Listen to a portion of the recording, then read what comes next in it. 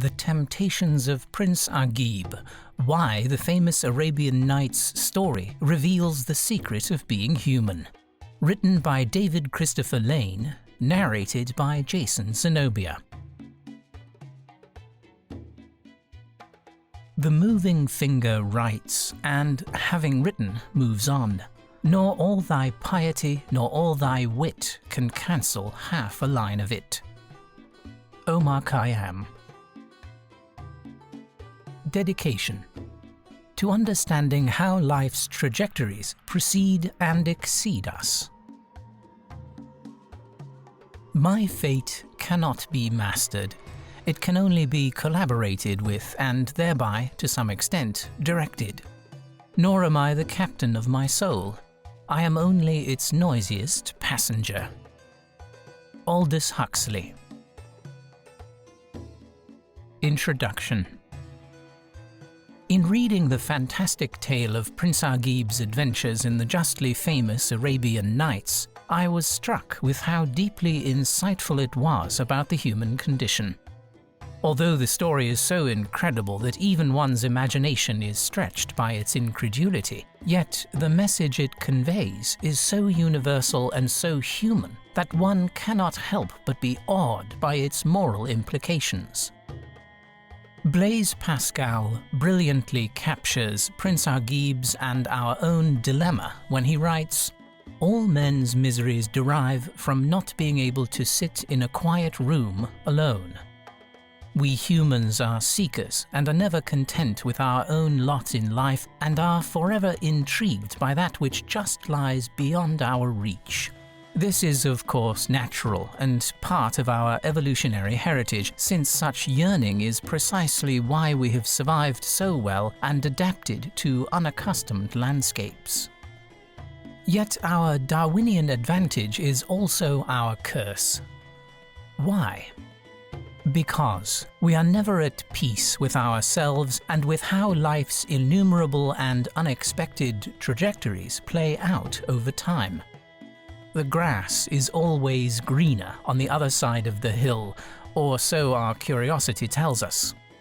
Prince Agib, like Adam and Eve in the Garden of Eden, was allowed a plethora of earthly delights. In his case, he was given fair warning and an apparently irresistible enticement.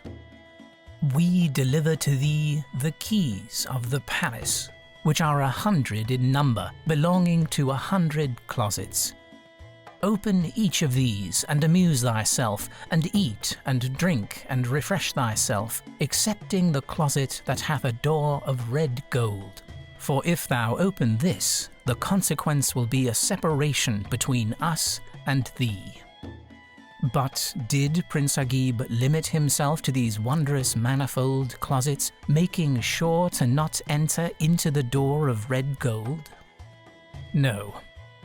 Like Adam and Eve, he succumbed to the temptation of more, and thus he ended up cursed with one eye and banished from the very palaces where everything was a sensuous delight. What is the lesson being taught here? Two things in particular, especially as they relate to the teachings of Islam. First, everything that is happening in the cosmos is out of our hands. There is a guiding force.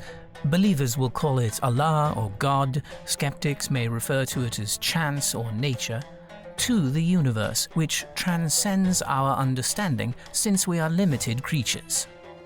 Second, the human desire for more knowledge, more experiences, more delights forces us to be caught in an intractable web of yesterdays and tomorrows. And in so doing, we forget the very thing that is ours, this moment, this day. Our consciousness is a virtual simulator and, as such, was evolved to provide us with a way to envision all sorts of scenarios that are not currently present. This benefits us since we can plan for things that other animals without sophisticated languages cannot. But it also binds us to all sorts of flights of fancy and nonsense that delude us with their delectable possibilities. This is exactly what happened to Prince Agib. His position in life was great, yet he wanted still more.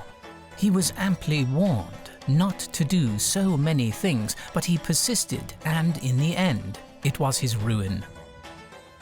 We too are like Prince Agib in our unquenchable lust for that which we do not have. How can we remedy this existential situation? It is here that Prince Agib provides us with the key.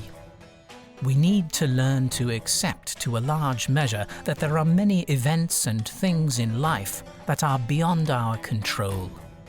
We are in some passengers on a voyage, not knowing where we came from and where we are going. As witnesses to such, we can indeed make hue and cry, but what is going to happen will happen regardless. Yes, we can and should make changes on our journey when warranted, but just as we didn't choose our birth, there are happenings, like the shining lights of the stars above, that are beyond our control and our reach. Prince Agib eventually resigns to his fate, knowing full well that no matter what actions he does, his destiny awaits him despite his protestations. So it is the same with us. We are puny creatures in a cosmos that has already prefigured our pathways.